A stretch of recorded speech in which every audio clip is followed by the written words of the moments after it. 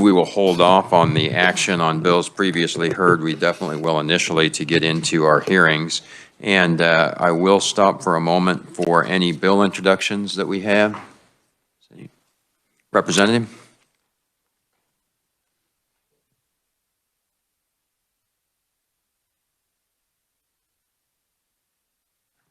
Thank you, Mr. Chairman.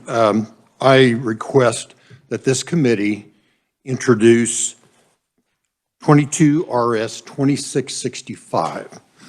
This bill waives the 30% penalty for 2 years for KPERS retirees who return to K-12 schools. Thank you. Questions, committee?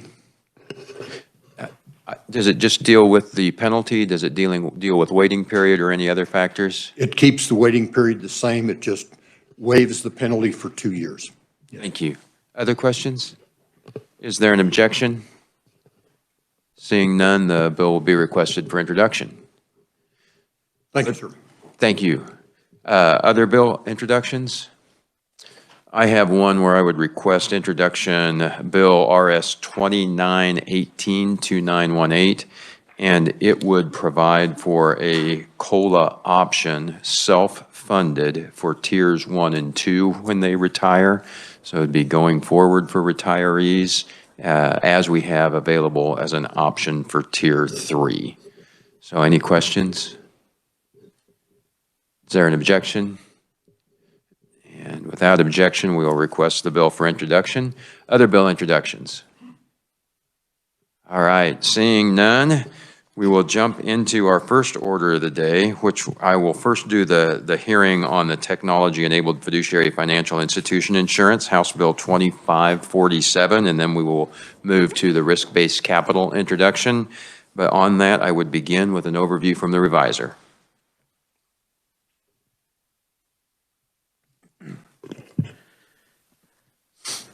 Thank you, Mr. Chairman. Good afternoon, committee. House Bill 2547 would allow for the creation of a technology-enabled fiduciary financial institution, or a TEFI insurance company, and this would be within the current Captive Insurance Act, which is KSA 40-4301 at SEEK. Just kind of a brief reminder of captive insurance. That's an insurance company where a subsidiary insurance company insures the risk of a parent or an affiliated company. So it's just that kind of limited scope of insurance there for that parent or affiliated company. The bill would add a new section to the Captive Insurance Act establishing a TEFI insurance company. Section 1 of the bill is really the kind of the meat of the bill here, because this establishes the requirements for that TEFI insurance company operation under the certificate of authority issued by the Commissioner of Insurance, and includes provisions authorizing the TEFI insurance company to provide contracts of suretyship or credit insurance when the obligee or insured is an affiliated TEFI, an affiliated FIDFIN trust, or any other affiliated company. So you might remember last year during there was the passage of the TEFI Act, the Technology-Enabled Fiduciary Financial Institutions Act, and that's like the financial institution, and then the insurance company here would be insuring the risks against that TEFI or the FIDFIN trust operated by the TEFI. This also provides for the type of risk in which a TEFI insurance company might insure against. It lists events that would constitute fortuitous events for the purpose of any insurance policy or product offered by the TEFI insurance company as insurance. Exempts the TEFI insurance company from the requirement to use the word captive in the insurance company's name if the TEFI uses in its name any of the following: technology-enabled fiduciary financial institution insurance company or TEFI insurance company. They can use Kansas e-commerce FIDFIN insurance company, or they can use KEFI. And then the bill also allows a TEFI insurance company to have its principal place of business in the same or shared office premises of an affiliate TEFI or a TEFI insurance company.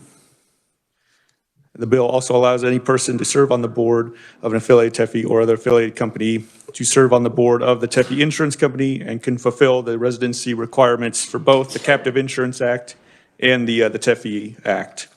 So the same person could be on the board and can be a Kansas resident for the purposes of both acts. It allows a TEFI insurance company to enter into service contracts provides requirements and procedures for TEFI insurance companies to issue payment-in-kind policies. It allows any insurance company, regardless of its jurisdiction, that is permitted to hold equity interest in an affiliated TEFI to utilize such equity interest as an in-kind asset when issuing the payment-in-kind policies. Does not require any more than one employee within the state to provide services for the TEFI insurance company or to facilitate any examinations that would be required under the Captive Insurance Act. It considers that a TEFI insurance company to be an insurance company and have its primary and predominant business activity be the writing of insurance or the reinsuring of risks underwritten by insurance companies and would be under the supervision of the Commissioner of Insurance. Allows a policy provision within the TEFI insurance policy to be governed by and construed in accordance with Kansas law. It allows a forum selection provision in the policy requiring that any suit, action, or proceeding be brought in either Kansas State District Court or U.S. District Court in the District of Kansas, and that provision would be fully enforceable. Provides that a payment-in-kind policy issued to a qualified policyholder be fully enforceable in accordance with the policy's terms and conditions, and then would provide just an overview of how that particular this section 1 shall be construed in any proceeding. Section 2 of the bill goes into the definitions section of the Captive Insurance Act and adds several definitions for TEFI and TEFI insurance company related items. I draw attention to the definition of the payment-in-kind policy and the in-kind assets. Those are kind of the two larger pieces of those new definitional sections. There's also a definition of qualified policyholder, which would be an affiliated FinFin trust, the owner or deemed the owner of an affiliated FinFin trust if the trust has a certificate of ownership, or a qualified purchaser under the Federal Investment Company Act of 1940, or an institutional investor as defined in the Kansas Uniform Securities Act. So those would be the institutions that would be a qualified policyholder for the TEFI insurance company policies. Section 3 would permit a TEFI insurance company to provide contracts of suretyship and credit insurance as an exception to the general prohibition against captive insurance companies providing surety services. So this would be a specific grant of authority just to the TEFI insurance company for these limited purposes. Amendments to this section would also change the certificate of authority renewal date for a TEFI insurance company to the later of March 1st or the maturity date of the last payment-in-kind asset held by the insurance company.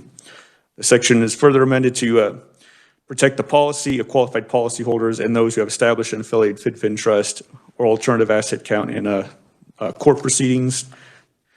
Section 4 would exempt the TEFI insurance company from the requirement to use the word captive as kind of indicated before in Section 1, as long as the TEFI complies with those naming requirements I mentioned prior. They don't have to use the word captive within their insurance company name. Section 5 would allow a TEFI insurance company to hold in-kind assets, and such in-kind assets are required to be held, shall be counted as part of the capital, reserves, and surplus of the TEFI insurance company, and they are also permitted to hold equity interest in an affiliated TEFI.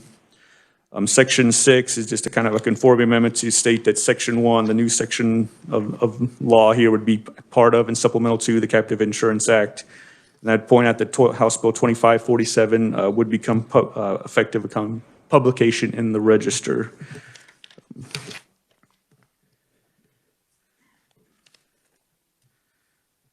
So I know there's quite a bit going on here. I will also mention that the Senate has sort of a companion bill to this, Senate Bill 377. The Senate FI&I committee held a hearing on the bill last Thursday.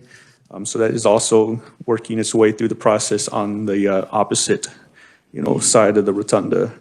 With that, Mr. Chairman, I'd stand for any questions. So thank you for the overview, and I was looking for the brief online. I don't know if the rest of you were able to find it. I did not, so we will follow up and try and get that out so that what's that? Oh, good. I need to look at the you found it? Good for you. So thanks for letting us know it's there. Representative Riley. Thanks for your explanation. Thanks, Mr. Chairman. So I think you were getting there, but remind the committee what a captive insurance company is, and then maybe relate it to some other companies or other insurance companies that have similar kind of programs? Sure, yeah. A captive insurance company is a specific insurance company that would insure the risks for a parent. So it'd be a subsidiary of either a parent company, a larger parent company, or some sort of affiliated company.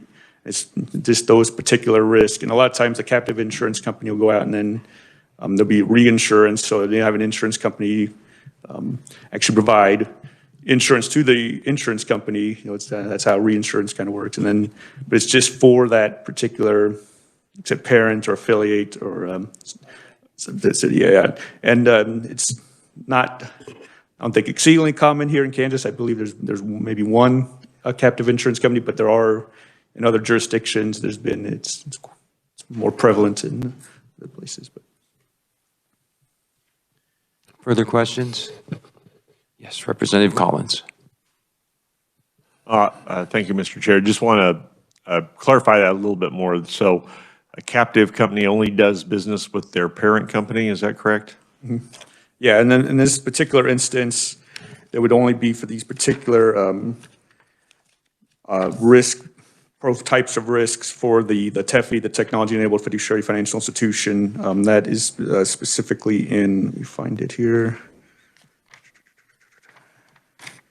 That would be page 1 of the bill. It starts in subsection B. That'd be around line 25. There's it's a fraud by the manager of investment fraud, obligation of an investor in an investment fund to indemnify the manager of an investment fund or any obligation. It's those kind of particular things specific to like a fiduciary financial institution and its investment portfolio. All right, thank you, and thanks again, Mr. Chair. Other questions? Seeing none, thank you for the overview. Oh, Representative Meyer, I'm sorry. Thank you, Mr. Chair. Once again, I'm new to this committee, so this may seem a little redundant to you, but I would like to know a little bit more about what the risks and the benefits are for a captive insurance company. I might let the proponents speak to that. I kind of, that's more of a policy determination. Okay, Whether it's no, understand completely. I'm just unfamiliar with the term, and the explanation you gave earlier was nice, but just wanted a little more clarity. Thank you. Thank you, Mr. Chair. Thanks. Further questions, committee? Seeing none for the reviser, thanks again for the overview. Oh, wait. Threw his hand up last second. I'm being slow on things. Representative Berquist. I just threw that one late, so, okay. Yes, thank you, Mr. Chair. You described that captive insurance would be servant to the needs of the parent company or the parent company. Would any other divisions later on established underneath the parent company also be covered? Could they be covered? They could be if they're affiliated companies, yes. Thank you. Going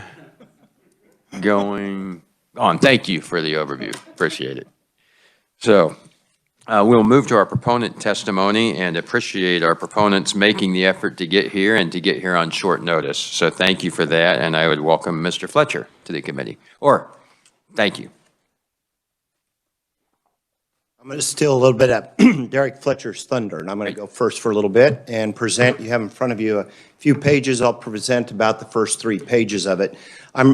First, I want to thank you, Chairman Johnson, for hosting this, and thank you, Vice Chairman Croft, for being part of the process of hearing our bill here. I'm going to clarify a couple of answers that the reviser provided before. The current Kansas Captive Act provides for the captive to insure all the affiliates, businesses under common control. So not only the holding company, but the current act allows it to insure existing sisters, subsidiaries of the sisters, and new sisters that would come in to the affiliate or a new holding company. So anything under the common control, and that's the current act. Here what we're doing with the TEFI bill is a TEFI Insurance Act bill is to tailor it specifically to the needs of technology-enabled fiduciary financial institutions, which was the act that was passed last year and signed into law in April. Second clarification for Representative Meyer is the benefits for companies that have a captive. The insurance markets are different. There's many subset insurance markets. You start with a primary insurance market.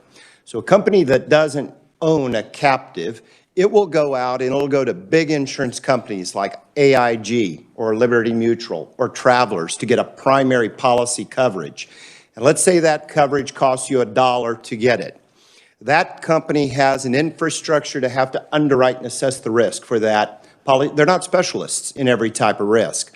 What a captive does is leverage off of its sister company's knowledge on underwriting, creates the policies, and underwrites the first primary policy itself. And it can do that instead of a cost of $1, it can do it for about 10 cents, a tenth of the cost to underwrite it. And then it turns, as the revisor explained, to the reinsurance market. The reinsurance market is larger than the primary market. Most of your car insurance is immediately reinsured to another insurance market, to another reinsurer. Your house insurance as well. It's packaged. All of you are packaged together into one big risk, and then they reinsure it off to AIG Reinsurance, their sister company that has a different risk pool. That market's less expensive. It's way less expensive. So the reinsurance may cost you 40 cents. So for the overall company, for the TEFI, for its customers, the cost can be half for the exact same coverage that you get if you operate your own TEFI. So it is a cost-saving structure, more efficient structure by leveraging off of the capabilities of the operating company that also owns the TEFI or co-owns it. And that's behind the Kansas Insurance Act. In the United States, you have over 3,700 captives that operate across the 50 states. Our largest state is Vermont, always has been. Vermont has about 600 of those, or 15% of the market in Vermont alone. And then you go to Utah. Utah corners a lot of financial specialized markets, industrial loan banking and captives. It's the second largest. Kansas introduced its act several years ago, but we only have one in Kansas. What I'd like to see is jump as a state in the top third states, as opposed to tied with West Virginia for dead last state under our captive act. Let's get up in the top 30% of the states, and in fact, jump ahead of Texas and some of the other states that rank in the 15th to 20th rank overall. I believe we can do that with these modifications married with the TEFI Act. A little bit of a history or reminder on the bill and law that was passed last year on TEFIs. TEFIs are specialized fiduciary financial institutions that operate like trust banks. They are trust banks. They're under the regulation of the Kansas's Office of the State Banking Commission. They provide fiduciary services to wealthy individuals and small institutions. The target market for us with the TEFI was non-Kansans, people who are outside of Kansas who own assets that are institutional alternative assets, and I'll explain in a minute what those are, that would move those assets into Kansas trusts, those assets being very similar to what Capers invests in. If you look at your asset allocation balance sheet for Capers, you'll see an asset class called alternative assets. That's what technology-enabled fiduciary financial institutions provide services for. They provide lending against those assets. Individuals sometimes, they die and they need their money out of the asset. These are 15-year assets, as your pension board there can share with you at Capers. People get divorces, people own businesses, and they can't have their money locked up in an investment for 15 years.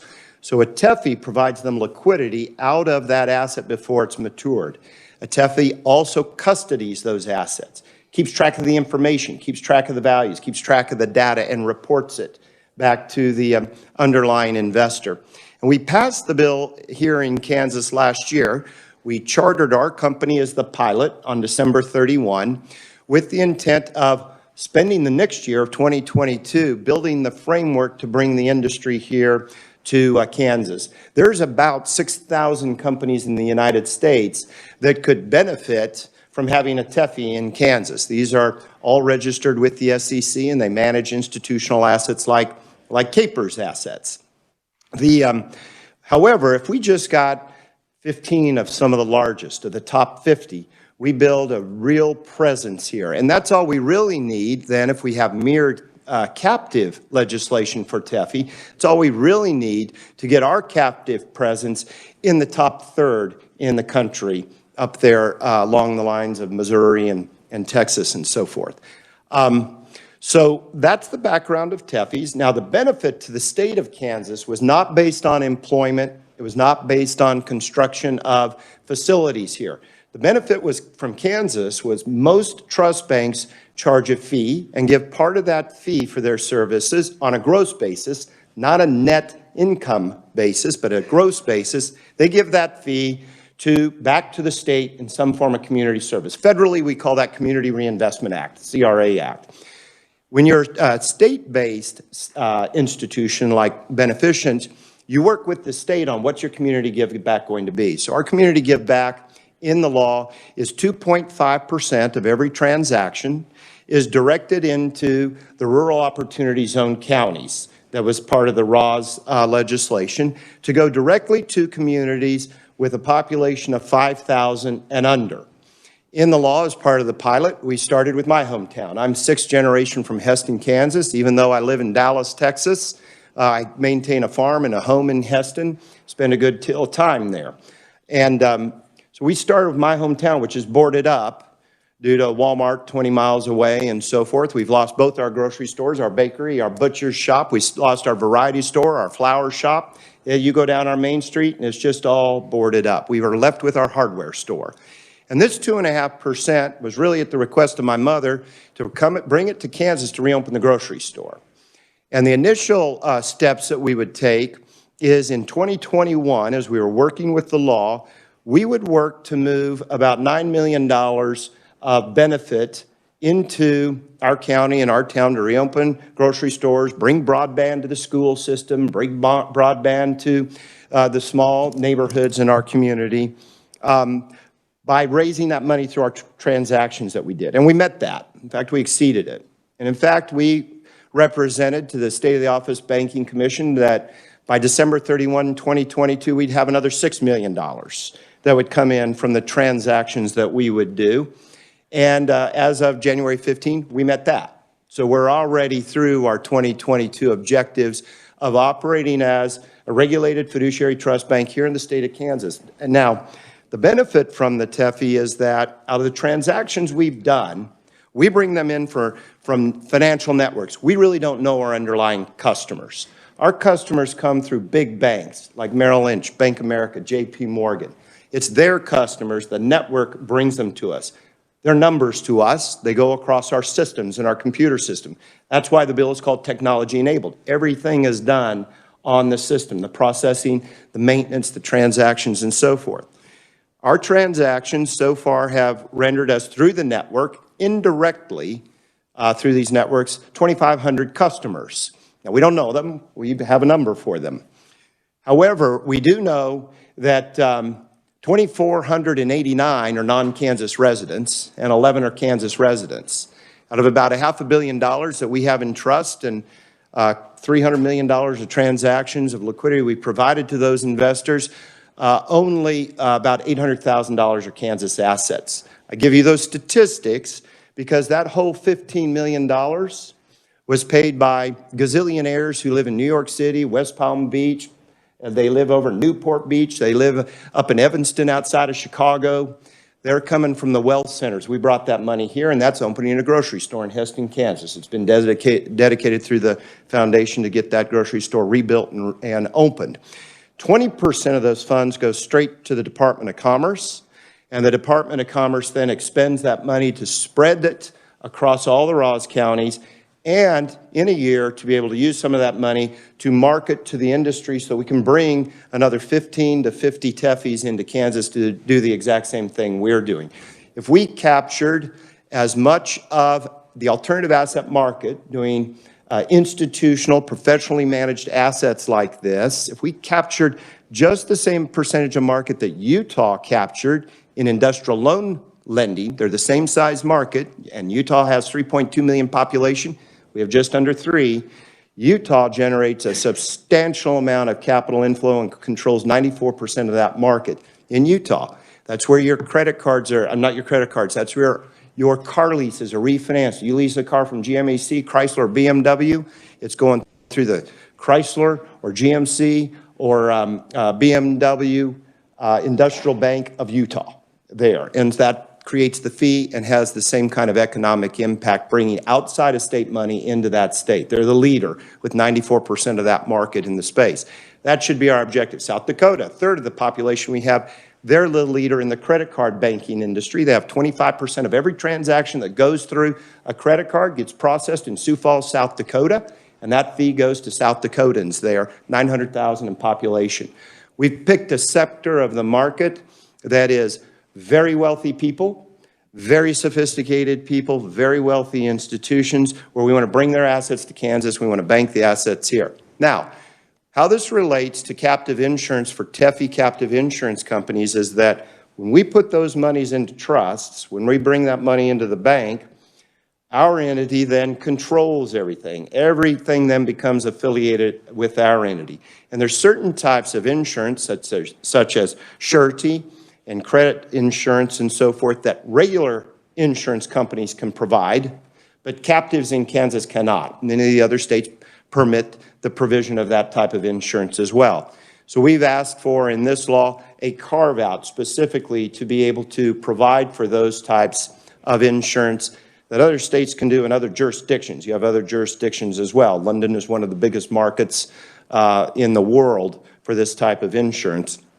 And so we've asked for the permission to be able to do that, and for the permission, the various points that are in the bill that Derek will go through with you.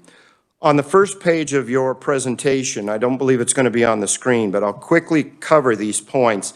Beneficient has three main subsidiaries.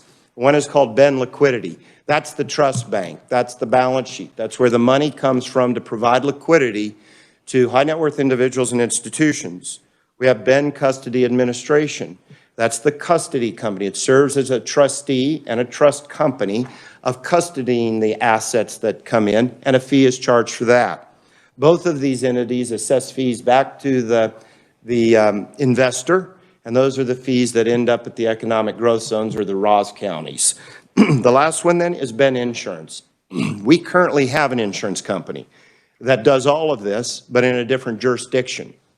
Most companies like us either have their own captive that is based in Vermont, Delaware, or Utah, or they have their captive that's based in the London markets, the much bigger global market there. Or they rent a captive. So like our insurance company, we can rent to another holding company to use our captive if we have a documented affiliation.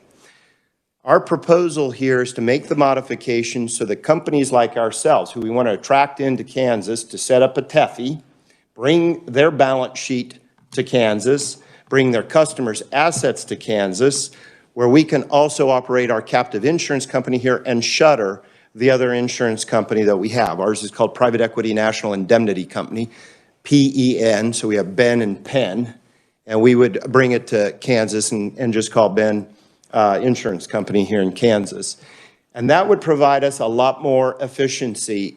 Insurance companies operate on thin margins, and so having the most efficiencies that you can where you're using your employees in the same jurisdiction saves a lot of money. And that's why a lot of the provisions in Section 1 providing for crossover employment, crossover services, crossover of board directors, crossover of office space, that's where you save a lot of money. And so our company in particular can save several millions of dollars. Now the further benefit for Kansas is that capital comes to Kansas. That capital is currently out as jurisdiction. Typically the captive insurance companies have about a third to an equal amount of capital as the TEFI does. So we would be bringing that capital into Kansas. It earns money here as well. That capital is then used to back the insurance policies that further helps the TEFI market their customer base, their high net worth customer base to come into Kansas as well. The second, now that law here on the bottom of this page we show was signed into law April 21, 2021. We received our authorization to begin operating as a trust bank on December 31st. We had a pipeline of business that we had built up in the fourth quarter of last year. Our company stayed open the weekend of New Year's Eve, and we processed all those transactions dated as of the 31st in order to be able to deliver into the Kansas Trust Fund $15 million of other people's money for use in our Ross counties. The next page explains what an alternative asset is. These are professionally managed by investment advisors who are registered with the SEC. The investors are, the types of assets are invested in by the biggest of institutions, Capers, Harvard Endowment, your big insurance company, portfolios, endowments, foundations, et cetera. And they include the various classes that we have on this page. There's about 14 classes here. Private equity, for example, is a fund where the investment advisor goes and buys a private company. It may be Neiman Marcus, and then they merge and they make efficiencies in that company, and 7 or 8 years later, they sell that company. So those are typically owned through funds. Venture capital firms, for example, invest in new startup type businesses. My company was the 8th largest in the United States that I sold to Lehman Brothers many years ago. I had another company that many years before they went bankrupt. I'm not the reason for the bankruptcy. It was about 7 years before they went bankrupt. Then I had another company that did all the accounting and data management that I started, and it sold to the world's 4th largest bank out of Tokyo, Mitsubishi Bank. Both those companies still operate in my building in Dallas. And we were original investors in companies like Starbucks. We were seed investors. We were seed investors in Google. We were early on investors in Cisco, going way back when. The predecessor owned the company before I did, was a visionary in the venture capital area. So those are the types of businesses that your big funds, rather, that invest in those types of business. That money comes from the wealthy and the big institutions. You have other classes of alternative assets that are on here. I think what helps most is the next page that explains what an alternative asset is not. And it's not cryptocurrencies. It's not foreign currencies. It's not family limited partnerships are typically formed to own a family company where the family works in the company. It's not family-oriented type businesses. It's not bullion or wine collections, artwork, and it's not Kansas farms as well. We put this one on here to make sure that we're clear to the current trust industry and banking industry in Kansas. We're not here to take any of their business. We're all new business to the state of Kansas. We're not competitive to them. In fact, we're a non-depository institution, and we have to then rely on the local depository institutions, such that we are now here in our first month busy building banking relationships here in the state of Kansas to be moving our cash deposits that are also in trust with our alternative assets as well. So that's a background. Derek is going to go through specifics on the captive insurance need as it relates to TEFI. Our objective here is by having the dual law, the TEFI law and the captive law together, we've now completed a full operating plan and statutory framework for our company and our industry to be able to move into the state, save money, and work under a unified regulatory framework on both the trust banking side and on the insurance captive side. So, Mr. Chairman, if there's questions. So thank you. And just quickly for the record, Mr. Brad Hepner, CEO of the Beneficent Company Group, testifying for us here at the start. Would you like to take questions at this point, or would you like Derek? Let's start the questions, and then, because Derek gets into more of the specifics. Great. Any questions at this point, committee? Representative Dodson. Thanks, Mr. Chair. Thanks for your testimony. This is the second time I heard it, so I understand it even better today. When we went through the mortgage meltdown that included Lehman, one of the problems had been the retention of sufficient capital against risk by AIG. So this is where, when you were talking about pushing off these instruments to either AIG or AIG reinsurer. So under this concept that is presented here, are there safeguards in the retention of funds against risk that are, I mean, do we use the same ones we have? Are those negated, or has anything changed there? It's a very good question. So both the current Kansas insurance statutes and the captive insurance statutes have provisions in them for the commissioner to really provide supervision over the reinsurance programs. And that's important. This doesn't modify any of the reinsurance programs or the requirements for the reinsurance programs. We do have provisions in there to clarify for the reinsurers to understand they're going to be subject to Kansas laws and they're going to be subject to Kansas jurisdiction. So we can hold their feet to the fire right here in Kansas. We can bring in a New York reinsurer into this state, and they're going to have their feet held to the fire under our commissioners' laws that they regulate. So that we wanted to have in order to provide further belt and suspenders. I don't want to go to New York to fight my reinsurer. The commissioner also has quality standards on the reinsurance and has an approval right over the reinsurance towers that you put in place. So that's already the safeguards we have in place.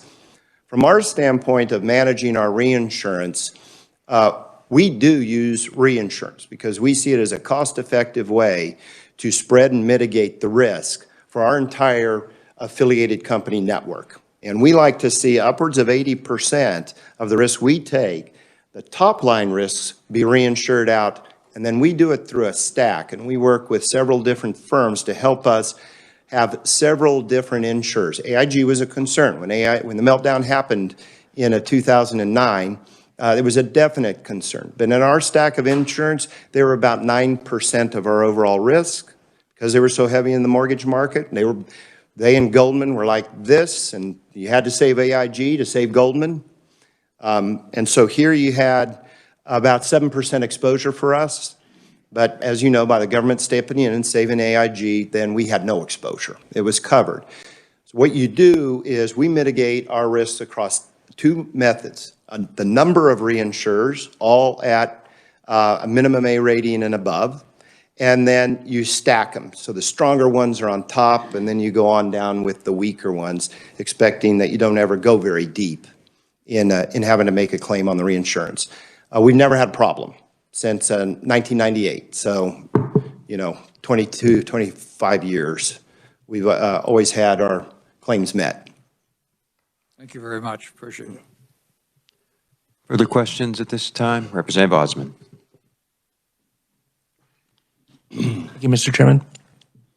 I just want to make sure that I understand correctly, specifically what this bill does. So under the original TEFI Act, Ben itself would hold these alternative assets under a trust. And then this proposal itself is looking to use your sister company, Ben Insurance, to insure those assets which are held under Ben currently.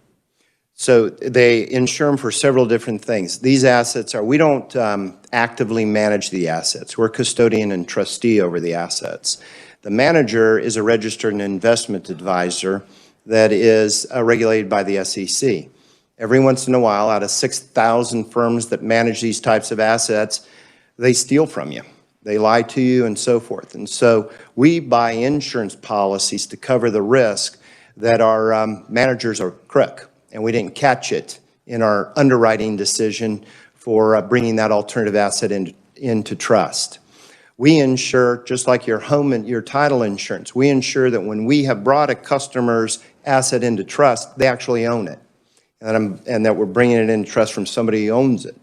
As opposed to, when you get title insurance, you're insured, you're getting that piece of property. This is the same forms of types of insurance that we provide. And certain representations that the customer makes, we insure for that. We then bundle those risks that we've assumed under the insurance company, and then we reinsure them off in a package. And that lowers the cost way down to the broader reinsurance market. And that is exactly what all your you only have one Kansas captive under this Captive Act, but that's what all captives do.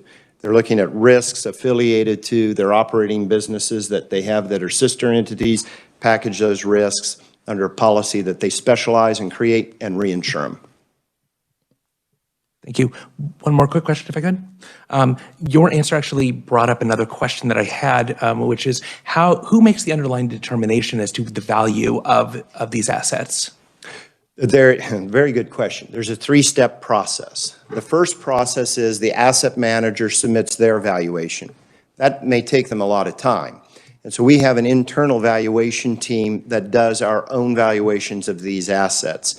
Part of it is what's called fundamental based on the actual fundamentals of the operating business, and part of it is technical based on calculating statistics of what that business should be worth. And those two valuations have to match up. So the third-party manager does it, we do it, then we package it, and we send it to the nation's largest valuation firm, typically by the third week after the end of a quarter. And that firm spends about 2 weeks with it to do a full valuation opinion and sends back a valuation opinion. That's Deloitte, largest accounting firm in the United States, also the largest valuation opinion firm in the state as well. And so that's 3 steps. It's the third-party manager, it's us internally, that's packaged, and then that goes to our external valuation opinion firm at Deloitte. And we receive back then confirmation of our valuations by the 45th day after the end of a quarter. 40th day, because we report on the 45th day. Further questions? So then following up on Representative Osmond's questions, do you come up with a valuation for all assets every quarter? We do. That's the value? Yeah, we calendar. do. Thank you. Further questions? We may have more at the end, but thank you for the introduction. So, and with that, we will move to Mr. Fletcher, and welcome to committee and welcome to Kansas. Yes. Chairman Johnson, thank you, and members of the committee, thank you for allowing me the opportunity to testify in support of House Bill 2547. My name is Derek Fletcher. I'm President and Chief Fiduciary Officer for Beneficient. Just to kind of readdress and reaffirm a comment that was made during Brad's testimony that the provisions within 2547 do not change the Captive Insurance Act as it relates to what I'll call traditional captive insurance companies. It is really the addition of specific provisions that would apply only to technology-enabled fiduciary financial institutions. So the Captive Act as it now exists remains intact, would remain in force for other captives that were formed under the insurance code.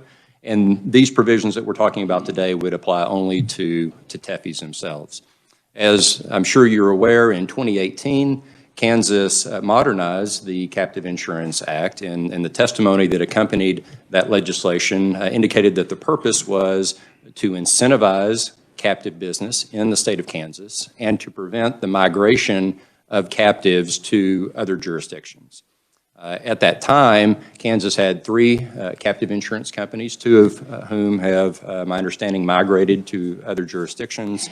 And so part of our purpose, as Brad alluded to, is not only to marry kind of the captive industry to the TEFI, which already exists just in different jurisdictions. How can we bring that into Kansas? How can we create efficiencies for those companies in terms of the shared services, shared employees, shared directors that we could leverage in terms of operating efficiencies? So what I'd like to do in my time before you today is really talk about what is the nature of the risks that this captive would seek to insure. What are some of the more salient features of the legislation that you'll see as you go through that legislation? And so as Brad mentioned, a TEFI is a fiduciary. It has fiduciary duties to the beneficiaries of the trusts, have fiduciary duties to the customers that are coming to us seeking these liquidity services. Everything that we deliver to our customers, financing, custodial services, trust administration services, are all done under that fiduciary umbrella. So if you think about that in terms of being a fiduciary, and particularly we'll put it in the context of being a trustee of a trust, one of your primary charges as a trustee is to preserve and protect the trust estate for the benefit of your beneficiaries. So if I'm a trustee of my family's trust and we have a business or we have property, I'm going to be insuring those assets against potential risks that could potentially jeopardize that trust estate. Likewise, from a TEFI perspective, we have these alternative assets that Brad summarized that are held in trust. There are beneficiaries of those trusts. So what happens if the manager of that particular fund, maybe as Brad mentioned, there's fraudulent activity that has occurred. Perhaps it is simple negligence where that fund manager has made mistakes, has made improper decisions, and has incurred liabilities, legal fees. And as a part of that process, if you are an investor in one of those funds, that manager, even though that manager has created that liability, can use the assets within your investment to satisfy those legal fees and those costs and those expenses. So you, as the owner, are bearing that loss of value as a result of the manager's activities. That is one of the insurable actions that a TEFI captive could provide coverage against, insuring against the improper, negligent, or even fraudulent activity of the manager. Secondly, as Brad mentioned, as our customers come to us with their asset, they are providing representations that I own the asset. I have the ability to transfer the asset. So they put the asset in trust. We might finance that asset, providing the customer with those proceeds. And now we're managing the asset in trust for the benefit of the beneficiaries, which includes the economic growth zones under the TEFI Act. As we, as trustee, engage with the manager of that fund, we may ascertain through that conversation the customer didn't own the asset, or didn't own the entirety of the asset, or may have owned the asset but not had the ability to transfer it under various restrictions in the agreement or otherwise. And so as a result of that, now the asset may not entirely be in the trust. That trust estate has diminished as a result of the breach of those representations and warranties.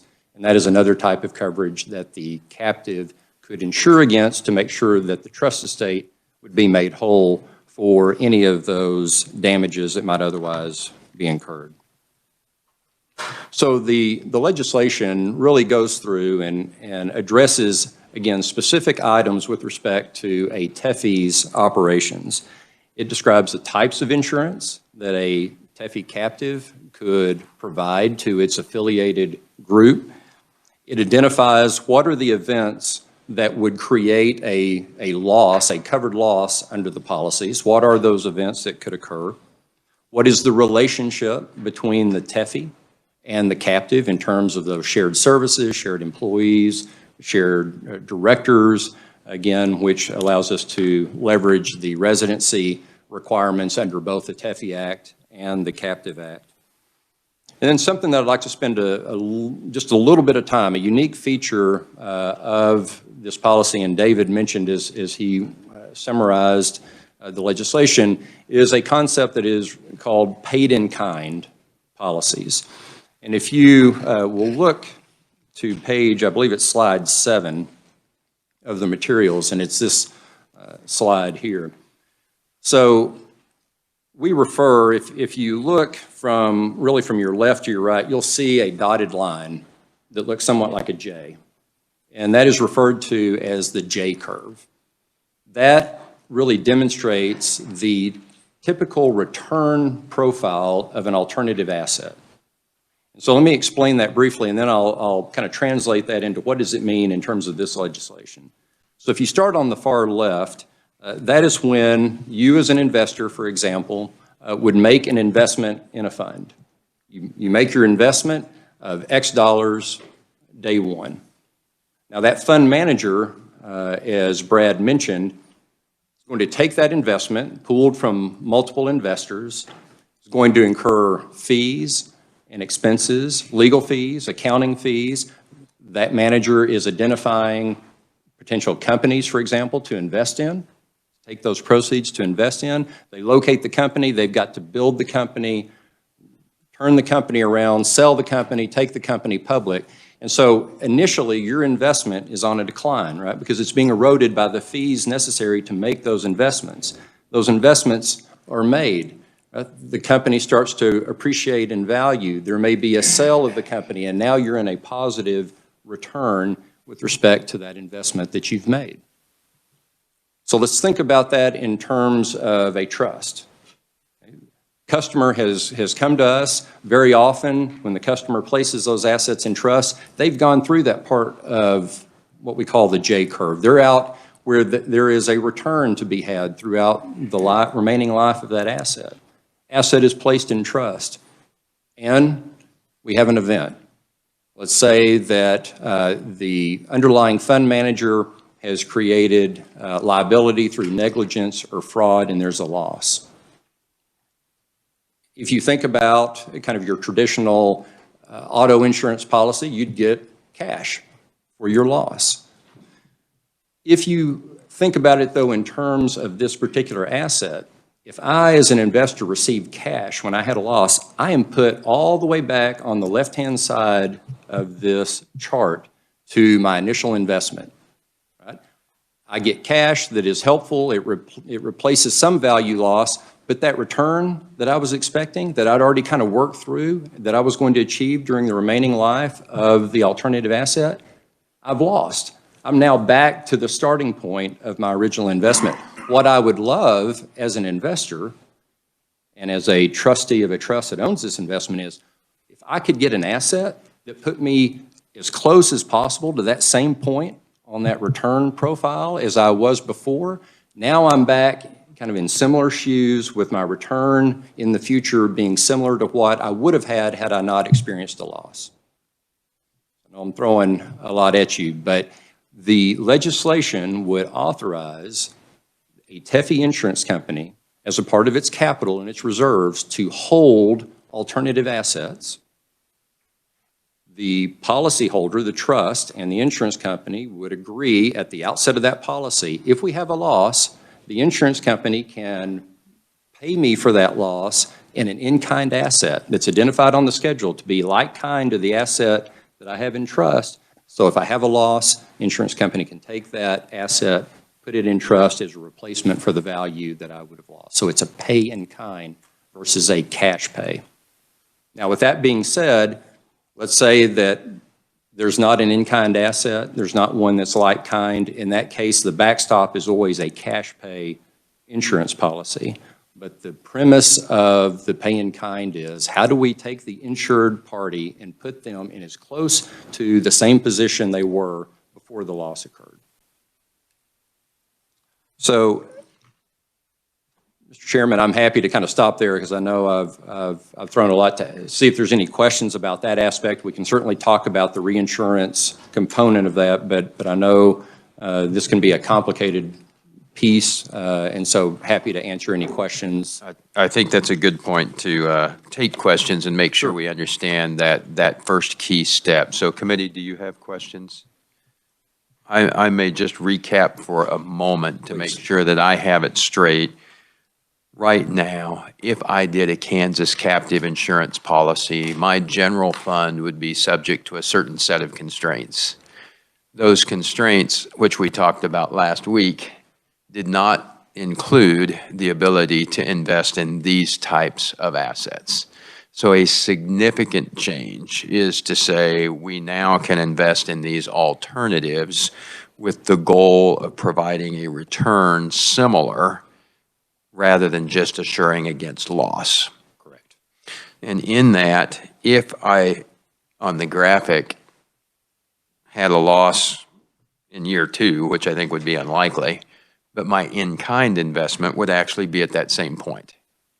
That is correct. So, but my goal is to look at that upside long-term and how that goes.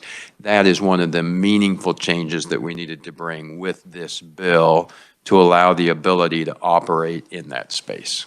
That is correct. And that may have been abundantly clear to everybody already, but I just wanted to make sure we were there. And an important component, which I know you all understand through prior experience as well as testimony today, is this is not being offered to the general public. Right? This is within the affiliated group in which both parties, both the insurance company and the insured, would be agreeing up front as to the nature of those like-kind assets. They would be on a schedule to the policy, so that is identified as a part of the binding of that insurance policy at the outset. But you're exactly right. The intention is to maintain assets that would put the insured in as close to the original position they would have been had there not been a loss. Thank you. Committee questions or further clarifications? Are you at a point where you're feeling comfortable enough with that concept that you're good to move forward is really where we need to be? And if not, it's a great time to ask another question. Mr. Chairman, I will mention, if I may, that we've had really good conversations with the Commissioner's office and the department as to this legislation. We've had calls as recently as this last Friday to go through the operation, what it means, what's the intent, how would it be construed. They've been, to their credit, very open and very collaborative, as a part of this process, and we certainly anticipate that to continue and are definitely looking forward to our continued work with them.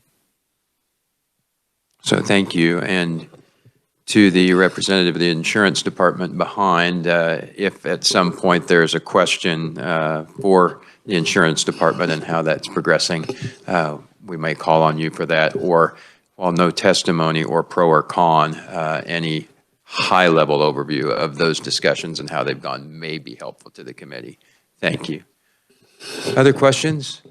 Ready to move to reinsurance because this was too easy? All right, please proceed. Well, and I'll keep this very brief as well because I know it's already been addressed. On the next slide, just is a very simple summary of the reinsurance. And so as was previously discussed, the TEFI, the trust company, would identify the risks that were appropriate under that fiduciary standard to insure. The captive insurance company would write the policies and bind the policies. In the reinsurance space, the captive determines really what is the level of risk that it's willing to retain, almost a self-insurance piece. And as Brad mentioned, that could be 20%. And then you reinsure, which is effectively acquiring insurance for your insurance company in that reinsurance market, paying a premium for that with that third-party insurance company providing that coverage. What we anticipate, and the law was really crafted with this in mind, is that those reinsurers could also likewise maintain in-kind assets that could be used to, again, satisfy any claims under the policy. Once again, if they didn't have those similar assets, it would be a cash pay reinsurance, but it is kind of actuarial determination in terms of the premiums paid, the underlying risk. We use third-party actuaries and are certainly, with the passage of this act, would be hiring internal actuaries as well to kind of complement those third-party services. But really fully expect to reinsure a significant part of that risk out to that market. On the reinsurance, are there a number of companies already in existence that you could look to reinsure with in-kind portfolios? There are, in terms of, again, it really, as Brad mentioned, those insurance companies, as a part of that reinsurance, would be looking to Kansas law, those provisions to be governed by Kansas law, which would make clear their ability to maintain those in-kind assets. And so we do have that stack of reinsurers that we would be then approaching in terms of that in-kind asset payment capability based on Kansas law if this legislation were to pass. Thank you. Further questions, committee? Everyone ready to carry the bill? Maybe, maybe not. Well, that's why I was asking if you did well enough to carry it. So anyway. Do you have additional testimony for us? No, that's it. We certainly stand ready for questions that might arise at any point in time, and happy to provide any information that would be useful to the committee members in terms of evaluating this legislation. So thank you. Thank you for sharing and all your work to bring this to us in Kansas as well. Chairman, yes, sir. Thank you. So with that, committee, I don't believe we have others that are slated to appear as a proponent on the bill, but is there anyone else wishing to appear as a proponent on 2547? And seeing none, is there anyone wishing to appear as an opponent on 2547? On neutral testimony, I might do a cold call briefly on the department if you're willing to even just share a little bit that discussions have gone on and how easy or who all might be involved in that discussion at the insurance department. Thank you.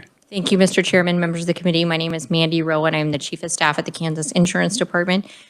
Lee didn't tell me I was going to have this much fun today.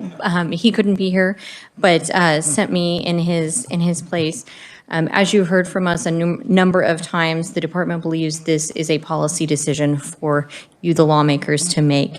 As Mr. Fletcher indicated, we have been in conversations with the folks that are bringing this legislation to ensure we understand both their intent, making sure the legislation says what we think it says as well as what they think it says, and making sure we can regulate appropriately.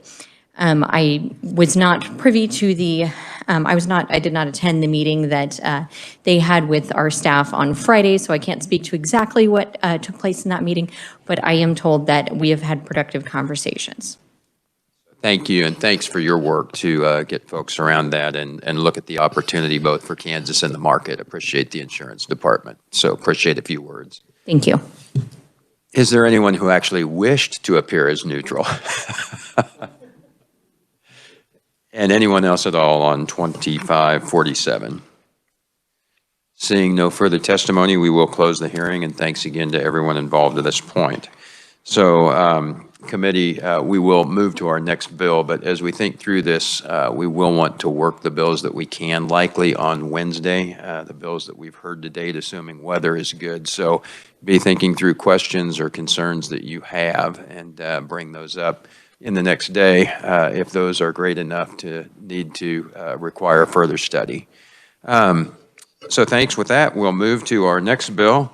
And the good news for those of you that were just in commerce and then going through this really, light topic, our next bill is House Bill, what's that? Yes, House Bill 2564. And we'll open the hearing and ask for an overview from the reviser.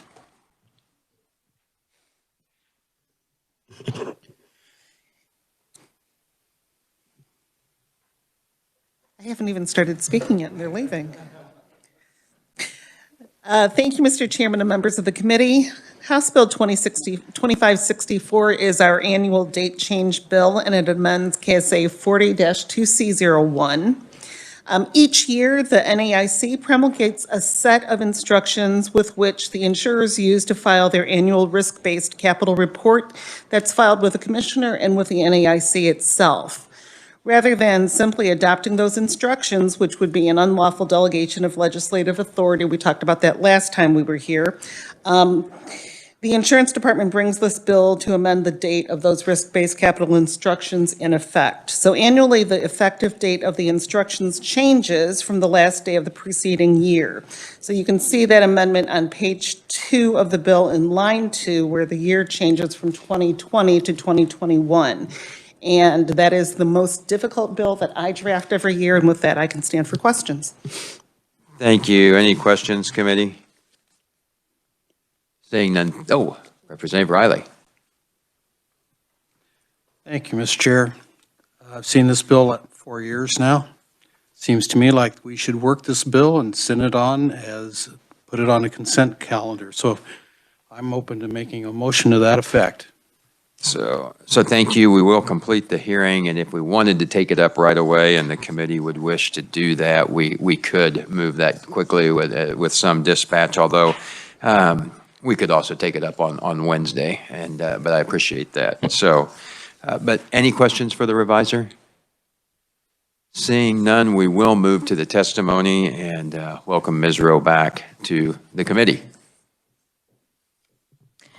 Thank you, Mr. Chairman, members of the committee. My name is Mandy Rowe, and I am the Chief of Staff of the Kansas Insurance Department.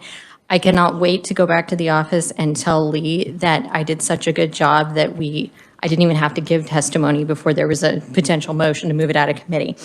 But as Eileen mentioned, this is the bill that the department brings annually. It is simply a date change to update 2020 to 2021. I am sure you are all ready to get out of here, so I will stand for questions. Thank you. Committee questions? Seeing none. Oh, Representative Neighbor. Actually, mine is not a question. It's more of sort of an informational piece. For those that are new on this committee, this particular bill comes before us every single year. And it only has to do with a date change.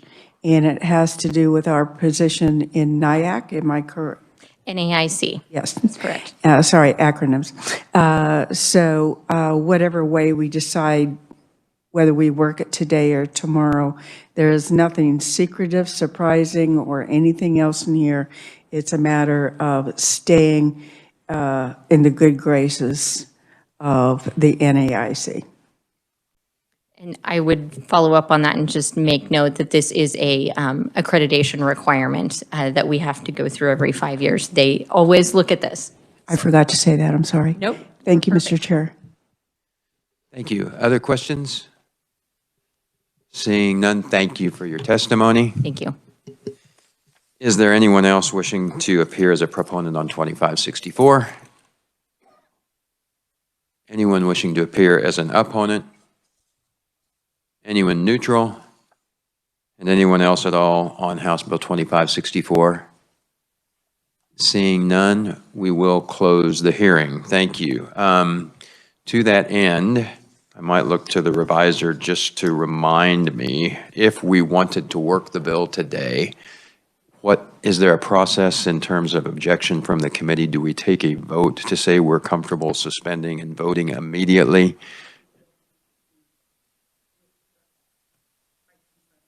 Okay, and very good. And then the committee will just have to help me remember how to work a bill, because I haven't looked at that since last year, but I think I can figure it out. So anyway, but with that, I would ask the committee's wishes on that, and I'll let Representative Riley make the motion, but Representative Miller.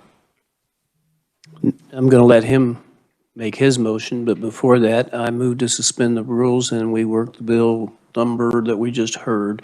And I think this is a good exercise for all our new people to see how this works.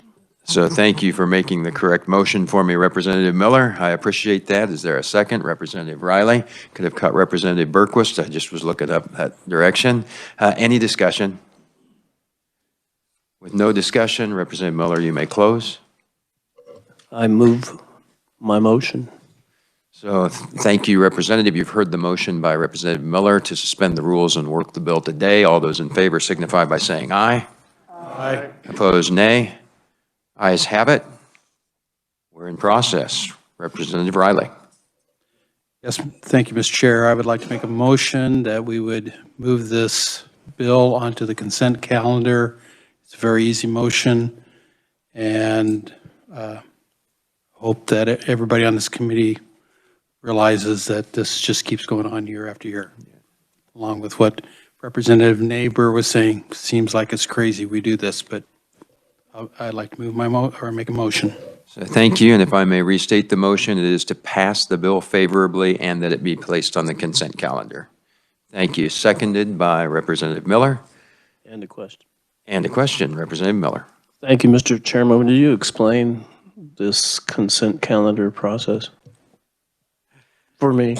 Yes, I will be glad to explain the consent calendar for you, Representative Miller. There are two ways that we can advance the bill through the process. One is where it would enter the debate, which would be not on the consent calendar, and the other is where we can place it on the consent calendar, where it will be for 3 days, that will be read and then an opportunity to object will be provided to anyone on the floor. If anyone objects, it will be taken off the consent calendar. If there is no objection after 3 days, then it moves directly to final action. Is that an adequate piece? Did I miss anything? Well, I completely understand the process, given that thorough, cogent explanation. Thank you, Representative Neighbor. Not to be uncogent, we are not meeting. It seems to be on the floor for 3 days in a row. So would this in effect extend it 3 weeks, which it could possibly do if we're only doing business on Tuesday or Wednesday on the floor? Because it's 3 consecutive days and we have not been doing that yet. Just a question. So it is a question, and one that I had thought through. I think we could go either way and be all right on it, but as the time approaches the deadline, we will likely be meeting more. So I think we will have more than 3 days for it to have a chance to work through. But it is a good question that is raised, and yes, it's likely to take 2 weeks to get through 3 days. So does that seem consistent, Representative Miller? Well, I think even if we are not meeting and voting, it'd still be read 3 days in a row. And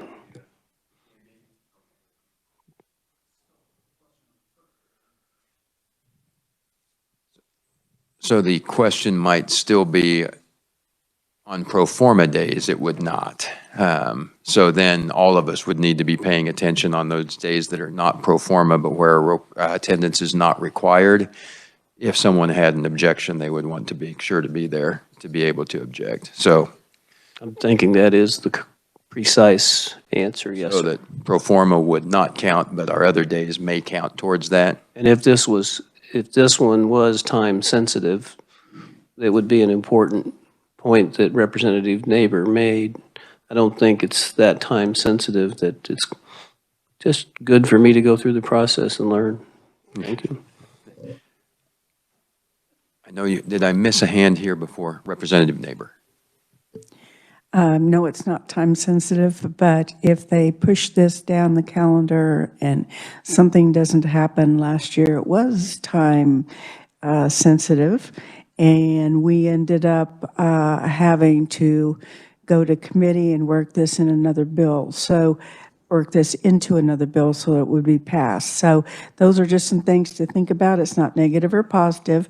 It's more about the process for everyone in here if you haven't experienced it. So that was FYI. Representative Berquist. And if at any time, thank you, Mr. Chair, if at any time there is objection, when the chair says, is there objection to the consent calendar, it can be taken from the consent calendar like that. Thank you. So, all good points. Any further discussion?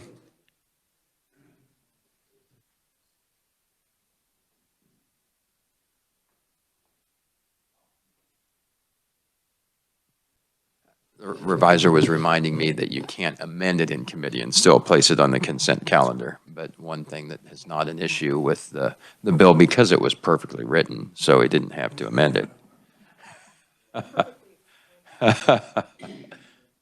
Yes. Further questions? Seeing none, Representative Riley, you may close. Thank you, Mr. Chair. I'd like to move my motion, please. So you've heard the motion by Representative Riley to pass House Bill 2564 favorably and that it be placed on the consent calendar. All those in favor signify by saying aye. Aye. Opposed, nay. Ayes have it. The bill is passed. Thank you, committee. So with that, we will look forward. Oh, yes.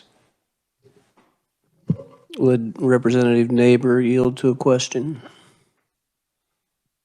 Perhaps. We'll see if either the chair or Representative Neighbor object to the question. Well, it's important when she answered the question that the camera be on her, because my question is, are you feeling a bit blue because of yesterday's events? Yes. Get on the... There we go. The sense of humor is overwhelming in our committee, starting with the chair and sometimes shared around the table. Anyway, thank you for the points that are there. Committee, do watch the agenda and announcements for Wednesday. It is possible weather will be an issue on Wednesday afternoon. If so, it is possible that we will not have the committee meeting if it is bad enough. But we will watch for that. Also, I am considering adding to the agenda for Monday a discussion of the PANDAS topic, along with the hearing currently scheduled for Senate Bill 199. Then in addition to that, we will look at working our other bills that we have heard to this point on Wednesday. So hopefully weather cooperates and we can move through all of that, but I wanted to give you a heads up right now to what was coming up on Wednesday. What's that? But, you know, we can deal with it a lot of days. We'll just see if it's snow that we can travel through, or if it's icy, and we really do need to watch out for our conferees and being able to get here. So anyway, that is it. Anything else for the good of the committee relating to a tire process or anything? Okay, seeing none, thank you, and we're adjourned.